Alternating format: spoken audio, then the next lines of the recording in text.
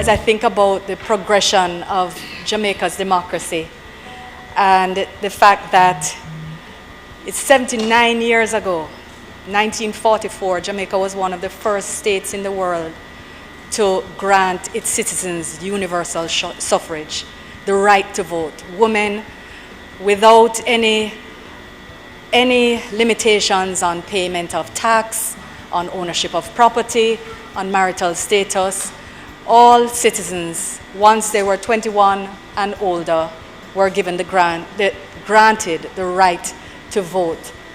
And this is something of which I think Jamaicans should be just deeply proud of, because it shows the outsized and visionary approach to democracy that we have always had.